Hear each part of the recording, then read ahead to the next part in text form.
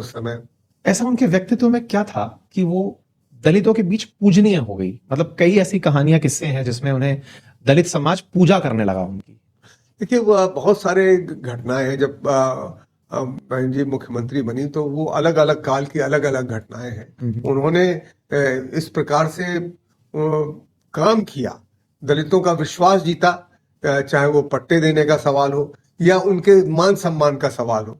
मैं दो तीन घटनाएं बताना चाहता हूं कि चाहे उनके पार्टी के लोग रहे हो, चाहे सांसद रहे हो, विधायक रहे हो, उन्होंने अगर किसी दलित का अपमान किया, उसके साथ बदतमीजी की, तो आपको आजमगढ़ के एक सांसद थे, उन्होंने एक जो उनके पड़ोस में एक दलित था उसके साथ अत्याचार जुल्म किया, तो वो आए और उन्होंने मायावती जी से कहा कि हाँ, ये केस हमारे वापस होने चाहिए। उन्होंने वो केस वापस करने की जगह उनको कहा कि अगर आपने एक कमजोर, एक दलित, शोषित, वंचित, गरीब आदमी के साथ जुल्म किया, अन्याय किया, तो आपकी गिरफ्तारी होनी चाहिए, और उन्हीं पर गिरफ्तार कराया उनको। तो ये एक बहुत बड़ी बात थी। तो इस तरह के जो मैसेजेस गए पूरे प्रदेश के अंदर कि बहन जी हम लोगों की सुरक्षा करती हैं, और फिर आप जानते हैं कि उन्होंने तमाम ऐसे काम किए जिससे उनको एम्पावर्ड वो महसूस करने लगे। वो ये भी महसूस करने लगे जैसे कहीं गांव में अत्याचार हुआ तो उनकी रिपोर्ट लिखी जाती थी, उनकी उस पर कार्रवाई होती थी। जो लोग पुलिस प्रशासन भी डरता था। मायावती जी का इकबाल था उस समय कि अगर वो उनको कोई ऐसी रिपोर्ट मिलेगी और कि पुलिस कुछ नहीं कर रही है, और वो जहां जहां जाती थी, वो कई बार औचक अपना दौरा करती थी, तो उसमें गई और उनको भी ये पता चला कि यहाँ पर, क्योंकि वहां मिलते थे लोग आके, जो इस प्रकार के लोग थे वो मिलते थे, साधनहीन लोग, और उनको कहते थे, या महिलाएं मिलती थी कि हमारे साथ ये अत्याचार जुल्म हुआ है, तो वो तत्काल उन्हीं अफसरों को एकदम सख्ती से पेश आती थी, और इन लोगों में, इन वर्गों में विश्वास जागता था। तो जब इतना बड़ा काम हो रहा था तो निस्संदेह जो आप जिस तरह से कहते हैं देवी, मतलब वो उनकी आइकॉन बन गई, और वो आइकॉन, मैं कहूंगा ज्यादा सही शब्द है, वो आइकॉन बनी, और वो उसको आज तक मैं समझता हूं, आप उत्तर प्रदेश के किसी गांव में जाइए या वैसे भी अन्य जगह जाइए, पूछिए मायावती जी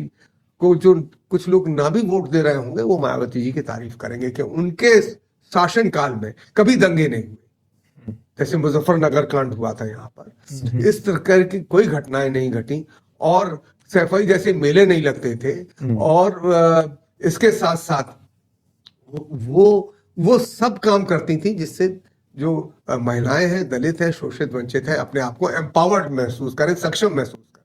सर, काशीराम जी के बारे में कहते हैं कि वो एक लाइन बोला करते थे कि सत्ता मास्टर चाबी है, और आज के दौर में बीएसपी सत्ता से बहुत दूर है। पटरी से उतर गई है क्या?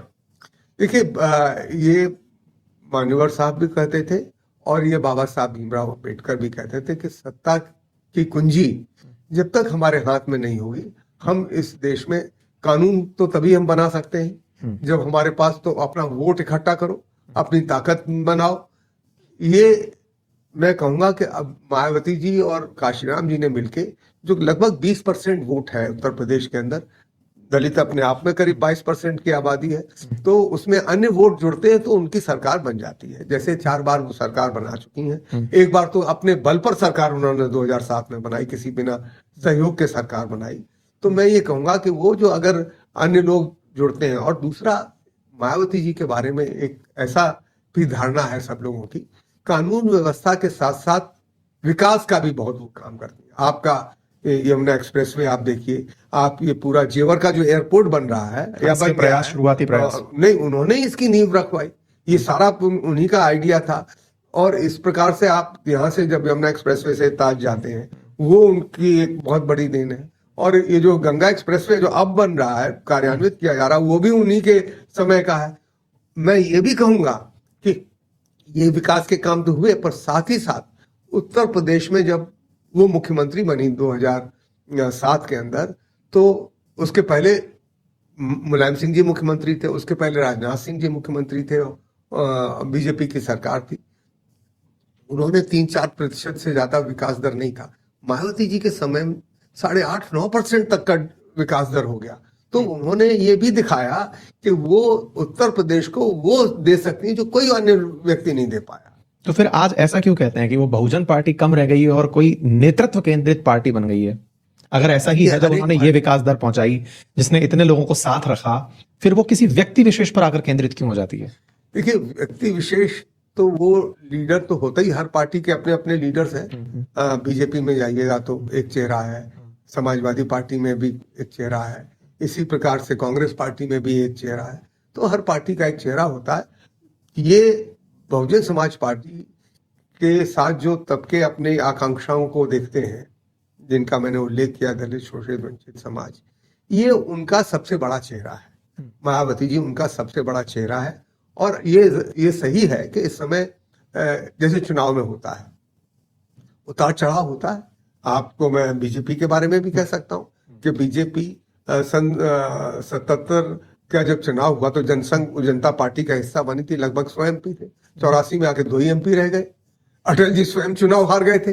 तो ये हुआ करता है। और आप देखें, इंदिरा जी भी हारी हैं, चौधरी चरण सिंह जी भी हारे, चौधरी देवीलाल जी भी हारे हैं। तो ये कहना, पर मायावती जी, एक चीज मैं आपको बतला दूं, जब से वो सांसद बनी और मुख्यमंत्री बनी, जब भी वो चुनाव लड़ी तो वो रही, और उन्होंने कभी सत्ता लोलुपता नहीं दिखाई। इसी संसद में दलितों के प्रश्न पर आपको मालूम होगा, राज्यसभा से भी त्याग पत्र दिया था जब उनके सवाल। सत्ता लोलुपता नहीं होती तो फिर 2007 में बहुजन से सर्वजन की यात्रा क्यों हुई? देखिए, बहुजन और सर्वजन, उन्होंने ये कहा सर्वजन हिताय सर्वजन सुखाय। वो लोकतंत्र और संविधान जो हमारा कहता है, ये सभी के लिए है। संविधान का जो आर्टिकल 19, आप तो प्रोफेसर रहे हैं, आर्टिकल नहीं सिखाता है, पर हम बहुजन, क्योंकि ये सबसे उपेक्षित वर्ग है, तो इसको तो हम विशेष अवसर देंगे ही देंगे, पर हम अन्य लोगों को भी नहीं उपेक्षित रखेंगे। बहन जी ने जब भी वो मुख्यमंत्री बने 1983 में, देखिए 1993 में, 93 में से लेके 2007-12 तक का जो दौर था, उन्होंने सभी लोगों को मंत्री बनाया, चाहे वो ब्राह्मण वर्ग के हों, वैश्य हों, क्षत्रिय हों, और पिछड़े वर्ग को तो बहुत ही उन्होंने भागीदार, अल्पसंख्यक लोगों को बहुत उन्होंने मंत्री बनाया, बहुत इंपॉर्टेंट पोजीशंस दी उन्होंने, बहुत सारी ऐसी स्कीम्स भी चलाई उन्होंने, इतने विश्वविद्यालय बनाए, हॉस्पिटल्स बनाए, तमाम तरह के जनहित के काम किए, जिससे ये साबित होता था कि जो वो कहती हैं वो करती हैं। सर, जिस सोशल इंजीनियरिंग की पूरे समाज में बहुत तारीफ हुई कि इन्होंने ब्राह्मणों को बड़ी संख्या में सीट दी, सामान्य वर्ग को ज्यादा सीट दी, कई जगह प्रेजेंटेशंस में बात आती है, कहते हैं कि इस वजह से कहीं ना कहीं दलित वोट उनसे धीरे धीरे पीछे हट गया। कितनी सच्चाई है इसमें कि उनकी सोशल इंजीनियरिंग उस साल तो सरकार चला गई, बाद में उनको उससे दूर ले गई? नहीं, ऐसा भी मैं नहीं मानता, क्योंकि आप देखें, ये खाली ये 2019 के बाद थोड़ा आप कह सकते हैं, पर उनको आप 2007 में लगभग 30% वोट मिला, 2012 में भी उनको करीब 26-27% वोट मिला, फिर 2019 के आसपास जब चुनाव हुए लोकसभा के, तो भी उनको और समाजवादी पार्टी को लगभग बराबर बराबर वोट मिले। और अब भी उनके पास जो ये एक नैरेटिव चला दिया गया, 2 ऐसे दौर आए जब नैरेटिव चलाए गए। एक तो 2012 के अंदर एक नैरेटिव चलाया गया कि ये मायावती जी ने दलित प्रेरणा स्थल क्यों बनवा दिए, इतना पैसा खर्च। अरे भाई, आप जितना दलित प्रेरणा स्थल जो उन्होंने बनाए, मान्यवर काशीराम जी के, परम पूज्य बाबा साहब के, सावित्रीबाई फुले के, साहू जी महाराज के स्मृति में, और स्वामी पेरियार नायकर की स्मृति में, तो आप अभी एक एक मूर्ति लगा रहे हो 3-3, 4-4 हजार करोड़ की। अब मैं ये नहीं विरोध कर रहा हूं कि उनकी मूर्ति नहीं लगनी चाहिए, जो वो चाहे बीजेपी की सरकार या समाजवादी पार्टी, पर आप खाली उनको इंगित कर आपने इस प्रकार के नैरेटिव बनाया, और सभी दलों ने इसमें हिस्सा लिया, तो उसमें बहकावे में लोगों को गुमराह करने की कोशिश की गई। पर आम जनता, मैं समझता हूं कि समझती है कि मायावती जी जब मुख्यमंत्री रहती हैं तो कानून व्यवस्था चुस्त और दुरुस्त रहती है, विकास भी होता है। और जो आपने प्रश्न किया कि वोट घट क्यों गया, उनका एक स्थायी वोट है, अब उसमें अन्य वोट जोड़ने की जरूरत है। अन्य वोट अगर ये जोड़ लेंगे तो आखिरकार 4 बार वो मुख्यमंत्री रही हैं, तो एक बार तो मान सकता है कोई फ्लूक से मुख्यमंत्री बने, पर 4-4 बार जो मुख्यमंत्री रहता है, उत्तर प्रदेश में कोई 4 बार मुख्यमंत्री नहीं रहा।